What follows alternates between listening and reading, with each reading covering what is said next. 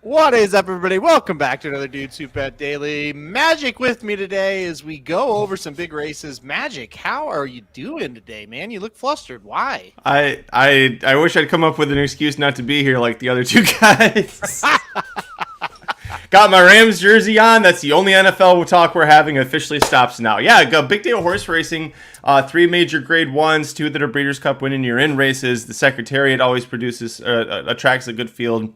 And we've also got Del Mar to talk about, too. So, big day of racing. Yeah, we're going to go coast to coast. We're going to do all racing on the rundown, and then we'll get into the best bets. And, yeah, the other guys definitely have excuses, I guess. Mike, if you want to go see Somich right after this is over, by the way, go over to the Visa Network. You'll see Somich. If you want to see Papa Dude, well, you'll have to be on a beach in Florida to go see him. And I don't know if that's going to happen for anybody. All right, let's get into it. Let's not get weird, Magic. Come on now. Let's get into it. Let's talk about racing. I said we're going to do all racing on the rundown. We got stakes races all across the country. We're going to start with what used to be a joyous occasion, the Arlington Million at Arlington Park. No longer. Last year was at Churchill Downs on a spray-painted turf course, and that was just horrific. This year, it's at Colonial Downs. At least it's a really nice turf course, Magic. What do you think about this Arlington Million? Not a bad field here. Where are you going?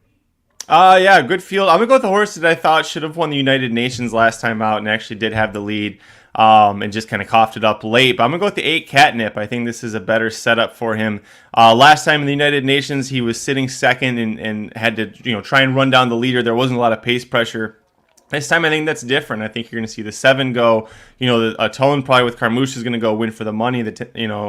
Santine even could go. Which, by the way, if this was being held back at the spray-painted death course known as Churchill Downs, Santine might be the top pick. The horse does love to win over that messy-ass track. But I like that I'm getting 8-1 on Catnip now when he was 6-5 last time out and got the loss. I still firmly believe him, and I like putting Brian Hernandez Jr. back in the saddle. One on him at Keeneland to start off the year. Yeah, and he gets kind of the stalking trip instead of setting the pace type of trip. That could be good for him. He'll get first run. I agree that the Catnip's going to be tough. I do think it'll be a horse winning from off the pace. I don't think we're going to see a gate-to-wire winner in this spot. It seems like a ton of speed. And I think that sets up for the number 6 Masterpiece at 12-1. So I'm going to go start off with a little bit of a bomb here. Well, I think he'll get bet down. I don't think it'll be a bomb, but a price with the number 6 Masterpiece. Second time out for Rick Dutro. I think that's obviously a good angle. But more than that, the horse has the class to compete with this group. And with the pace setup today, I think he's going to get a really, really good setup. So I'm going to go number 6 Masterpiece on top here. I am going to go deep in this race. I think it's pretty much a wide open affair. And, look, I think you can go 4 or 5 deep here. Chad Brown's got a couple in here that I think have got a shot as well. A Tone for me as the 7-2 favorite was a total play against. I'm not going with the Tone at all on any tickets. What about you? Yeah, I feel the same way. This is, no shot at Kendrick Carmouche, but if he'd had, a top jockey was coming with him to ride, I might think about it. But a Tone, he wins the Grade 1 Pegasus Turf, but then that race didn't really come back all that strong. It wasn't like the Pegasus World Cup, which has produced, several strong horses out of that on the dirt side of things. So I'm going to pass on a Tone. I think you're right. You can probably play him underneath, but if you think he'll hit the board, but go against him to win. I also had Masterpiece in second. I love that. This is a horse that you and I keep waiting for to get that big win, and it seems like he always gets into trouble or has some sort of excuse. So second time Dutro, it worked last week for his stablemate, Wayda Barrio. Maybe that works for Masterpiece as well. Well, that's what Pedlo says. Masterpiece is a third place master, and that's 100% true.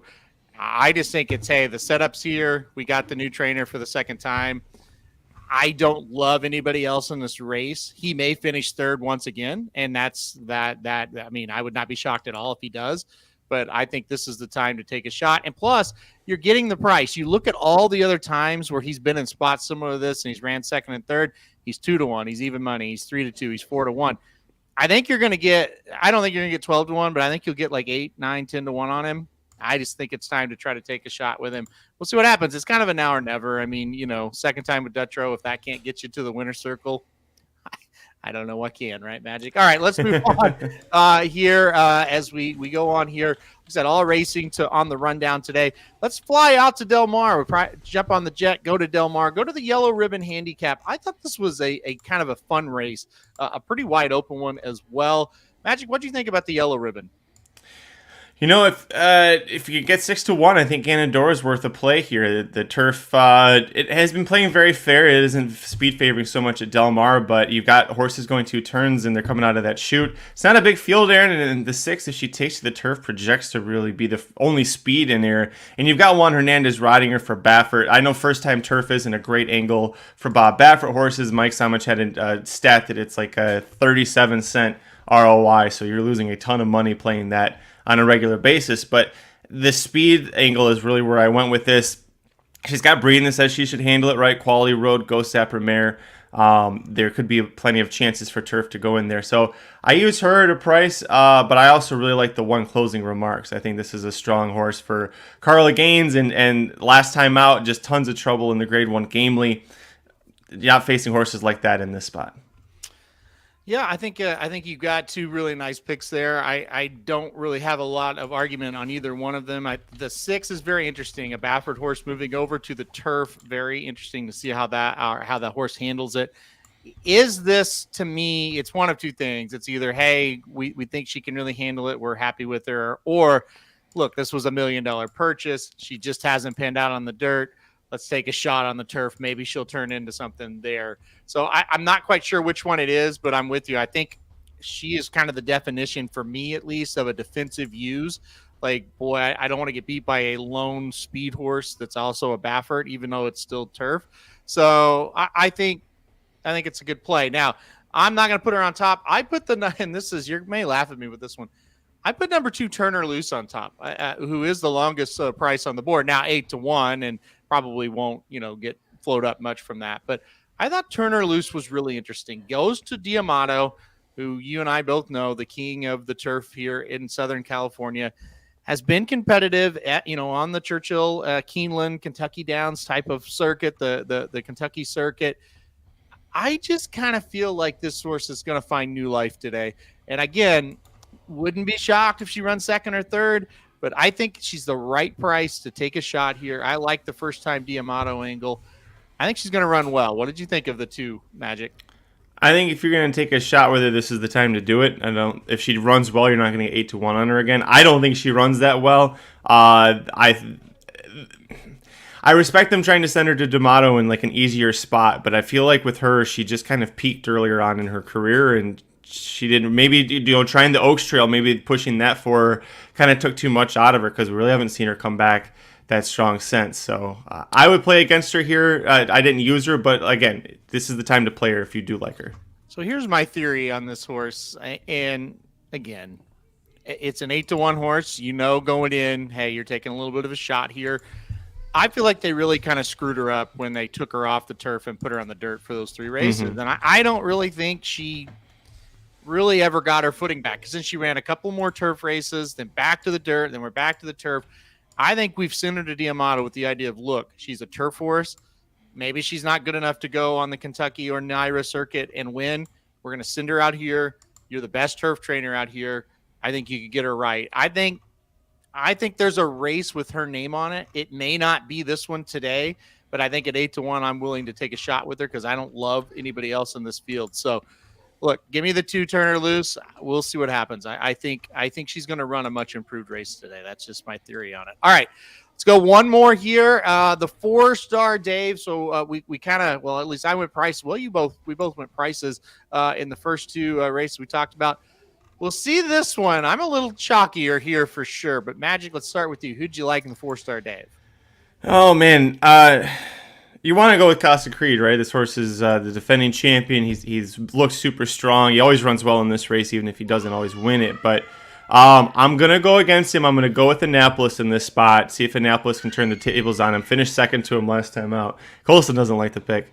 He hates the pick. I think this is Annapolis also a horse that absolutely loves Saratoga. And if you scratch off the Breeders' Cup Mile last year, which he's facing the best turf milers in the world at age 3, and he didn't have a good break, like, okay, I'm willing to forgive him for that. I mean, he broke his maiden on debut over this inner turf course as a 2-year-old. He came back and he won the Saranac over this turf course, the inner turf course, as a 3-year-old. And the Kelso Casa Creed got the jump on him, but now he's third off the layoff. He's going to have Irad riding because of the loopholes, and I don't think the fact that Pletcher's not scared of Casa Creed and throws Annapolis back in here, I'm going to go with him partially because of the price too, 8-5 versus 7-5. Look, I don't hate the pick, but I think Casa Creed gets him again. I rewatched the Kelso a couple times, and it's just like he definitely did get the jump on him, but he just kind of looked like he had a little bit more acceleration. You know, and I looked at Annapolis, I thought, boy, he ran really well in the Kelso. I'm not going to sit here and say, oh, that was a bad performance. I thought he ran really well.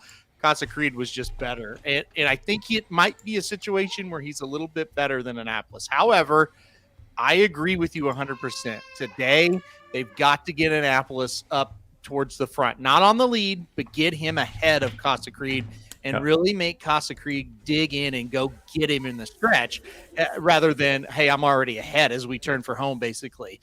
So I think that's the cat and mouse game you're going to see played. You also have Emmanuel in this race who I think can throw a little bit of a kink into things, so to speak. You have Ice Chocolate, who's not awful either. So there's some dynamics to it. And that's why I say I don't dislike your pick at all, but I'm still going to go Casa Creed again. He just likes this track so much. He likes going this distance so much. I just think he's a smidge better than Annapolis. Wouldn't be surprised either way, though. I think this is the race of the day as far as it has my interest peaked, right? Like if you're watching this from a fan, it's like, ooh, this is going to be a matchup. I don't think it's the best betting race of the day by any stretch. Yeah. Though. One horse I want to talk about or ask you about, a complete long shot, probably will be the longest odds in the whole race. When they off the 2 full screen, this is a horse who was running at Woodbine and was privately purchased after the race in June, which, by the way, 2 races this year as a 4-year-old, both of them 7th place finishes in allowance races at Woodbine. And that he gets privately purchased. Cassie sends the horse first time out to Saratoga in an allowance race, gets 5th, runs okay in that spot. The horse has been training at Woodbine, and then now it stays at Saratoga, and now we're in the 4-star Dave.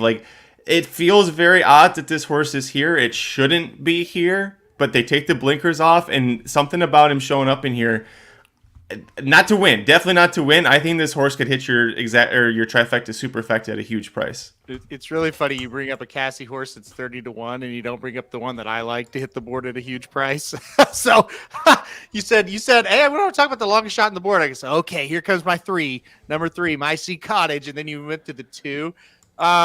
I don't hate your angle. First of all, Cassie knows how to win this race. He's done it many, many times. Got Stormy, baby. That's right. Yeah. And also Teppan, of course, just the monster that she was. But yeah, I got Stormy unbelievable in this race before as well.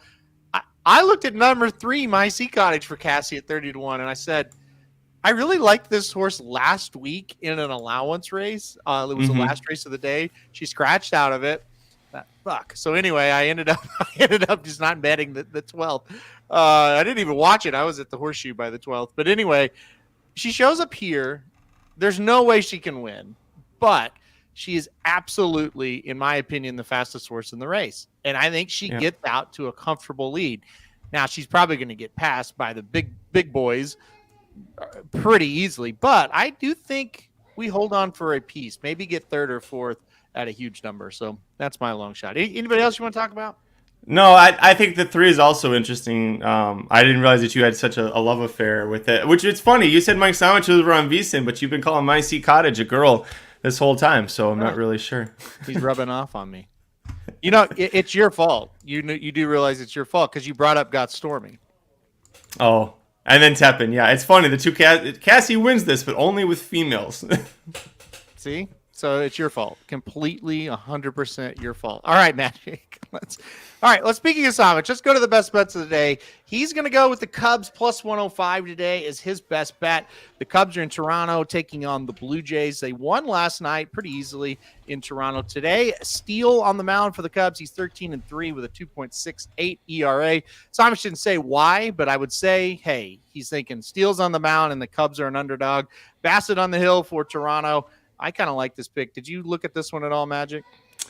I didn't. The Blue Jays have been really up and down, uneven throughout the season, so I haven't really been betting them as much as I was earlier in the season. So I didn't really give as much of a look. Yeah, I think it's a toss-up, man. I really like the Blue Jays as well, so it's like, I don't know, but I hope they win. I hope they win for Somich's sake. All right, let's go to yours because it's going to start here. Well, we've still got about an hour before this one starts. You're going to go to the Braves. Tell us why. Yeah, there's few things in life when you're in a slump that are better than facing the New York Mets right now. The Atlanta Braves, 3-4 runs, starting to look a little slippery as we're trying to close out the season, win the pennant, try and get that first round bye. Starting to slip. Oh, we get to play the New York Mets. Okay, we're good. So last Friday night, they easily beat them 7-0. Mets have now lost 8 of 10. They've got a doubleheader here against the division rival, the Braves, that are absolutely going to destroy them. The Mets know that. They're sending out, in the first game of the doubleheader, a rookie pitcher who maybe goes more than one inning. Last time he faced up against the Braves, they actually destroyed him. 5 runs, 5 hits, 2 homers. So I don't think he's going to last very long in this game. I just don't think anybody lasts very long for the Mets. I think this is a doubleheader situation where they just throw out a bunch of arms. They're trying to throw shit at the wall to see what sticks, Aaron, for next year, because the team with the record highest payroll in baseball has completely imploded, and you just hate to see it. Yeah, I agree with you. I think this is a good play. I think the Braves obviously are a much better team. Hopefully they just come in focused and they just take care of business, right? That's what we're looking for. So Braves -1.5 for you. I don't play run lines very often, but I think this is a pretty good one as well. Before we get into mine, we'll finish up the baseball talk with a couple of comments. Yes, Mike nailed it with the Reds yesterday. Yes, he did. And I texted him. I said, as a lifelong Red fans for the last 2 months of my life, boy, I was glad to see them get a win last night. Gosh, it's been a struggle. So I haven't talked about it on the air, but I was actually at the Reds-Marlins game on what night was that now? Holy cow. Monday night. The wife and I went to the game. We sat right behind the Reds dugout. It was an amazing experience. Great seats. The game lasted 2 hours and 30 minutes. The Reds won, and I'm like, all right, we're back. The Reds are back. I'm back. Everything's fun. And they lost the next 2. They blew the next 2 games. But anyway, it was nice to see them beat the Pirates, and hopefully they can do it again. Williamson on the mound, he was fantastic. He was who pitched the night I was there in Cincinnati. He was great. If he pitches that way again, the Reds are winning. And by the way, the Reds, that's an even game right now, so you could bet the Reds again today. So anyway, there's that. All right, we'll get in. There's one more. I wanted to talk about Wainwright. Did you see what happened to Wainwright last night, Magic? I picked him to do something once, and Aaron Marshall starts calling him my boy. Yeah, I did. 1 inning of work against the Royals. 2 homers, 8 earned runs. It was a rough night for Adam Wainwright. Yeah. It was. He needs to somebody give him 200 wins so he can go out. This is hard to watch. It's embarrassing. He's so close. It's embarrassing for a guy that has been so good to that organization and meant so much. It's as a Cardinal. I'm not a huge Cardinals fan, but I follow the Cardinals because obviously I'm in Missouri. It's sad because this is just getting. It's just getting sad. There's no other word for it. So, yeah, he got absolutely shelled again. All right, let's go to my best bet, and we'll get out of here. I'm going to go to Saratoga again today, race 5 on the card. I'm going to go with the first-time starter. Number 1, Eliminate for Todd Pletcher here, 9-5 on the morning line. Look, he reminds me so much of a horse I bet last week called named BU, I should say, in the second race. And BU ran fantastic and got beat by Lucas by a nose. So, but they were well clear. The other ones ran like I thought. Today, Eliminate, another horse by Curlin. I'm not a big workout guy, but when you go with first-time starters, that's all you have really to go by. So I have watched the works on this horse. He looks fantastic. I don't think this horse is going to lose. And I really love that we're debuting Eliminate at 7 furlongs because I do think this horse is a 2-turner. Of course, you can't find 2-turn maiden special weights unless you go on the turf. But 7 furlongs is going to make a difference if he needs that extra furlong. That will help. I really like the number 1 Eliminate in the 5th today. So that'll be my best bet. Any thoughts on that one? I know that Vinny did this race was one of his best bets over at youtube.com/racing dudes. You can catch Vinny's best bets for every Saturday and Sunday at Saratoga. He also liked this horse, and he liked him underneath with, where is it? Informed Patriot, the 8 horse. This was his other horse to use, kind of like as a 1-2 punch if you want to try and do an exactus. So I know he liked that horse. With Santana riding for Asmussen, had some sharp works, but Eliminate has been working like a horse that should just absolutely demolish this field. Well, and I think that's a really good pick from Vinny, and we actually see this very similar because I have this horse in the mix as well. The 8 Informed Patriot for Steve Asmussen, like you said, and should be a pretty good performance out of that horse. Been working very well as well. And listen, this is there's no secrets here. Pletcher, Asmussen, these are the guys that are winning these maiden special weights on the dirt at Saratoga. So we'll see what happens. One from the rail, one from the outside. I did see too the 2-horse Chaperones, like on $950,000 horse with Ron Moquette. But Moquette basically said that this is just to prep him for, like, he's definitely a 2-turn horse. So he's not going to get bet probably that much. The 8-1 odds kind of reflect that. But watch for this horse later on in his 2-year-old season. Well, and to your point on that, it's like BU last week. Like, he gets beat, but he runs fantastic. But this is a Saratoga maiden special weight, much like a Del Mar maiden special weight for 2-year-olds. You can run really, really well and get beat, right? Mm-hmm. I mean, we've seen it over and over. And if Eliminate gets beat, I'm not going to be shocked. If he doesn't run well, I would be shocked, though. And you talk about Chaperone, another horse by Curlin out of an Arch mare. This horse doesn't want to go 7 furlongs, but you got to start him off somewhere. This has 2-turn at Churchill, written all over it, because that's where Moquette, will send this horse next. So, yeah, I like the 2 a little bit. The 3 Reynolds Channel, a West Coast horse for Bill Mott. Louis Size gets aboard. This one can run, guys, and this is another one's going to be really tough to beat in this race. So there are some really good pedigrees and some really good horses in this one. All right, Magic. Any final thoughts here before we read the best bets? Out of an Arch mare, out of Grade 1 winner, It 'Tis Well. Thank you very much. Well, and It 'Tis Well is a horse I've watched live and in person about 100 times. So however many times she ran at Oaklawn, I was usually there. So It 'Tis Well? She ran there once. She ran there. No, I'm thinking of Tis Miss Sue. I'm sorry. There you go. I'm thinking of Tis Miss Sue. It 'Tis Well came and ran in the Apple Blossom, right? Honeybee. Oh, Honeybee. She didn't come in for the Apple Blossom. All right. She didn't race as a 4-year-old. Nope. Well, then I don't know who I'm thinking of then. I guess Tis Miss Sue is who I'm thinking of, but it doesn't matter. You know why? Because the show's over. All right. You're embarrassing, Magic. How did you not know that? This is what I work with on a daily basis, folks. It's all your fault again. You've had an awful show. We'll have to grade you out after. I'll send the performance review over to you after the show, and and it's all ones. All right, Magic. 1 being bad. Magic's going to go Braves in game 1 of this doubleheader today. Magic's going to go Braves minus a run and a half, minus 115. I'm going to go Saratoga, race number 5. Number 1, Eliminate. I'm sure after we've talked about Ron Moquette, he'll probably beat us with the 2-horse there. And Somich is going to go the Cubs plus 105. For the week, not a great one. We're down $278. For the year now, we're up $313. Let's see. We've got some good ones today. Hopefully they come in. All right, guys, we're getting out here for today. We'll be back tomorrow. No, Magic won't be back because it's Sunday. He doesn't work on Sunday. That's his day. All right. So, but I'll be back. So, all right. We'll see you guys tomorrow. Good luck to everybody today.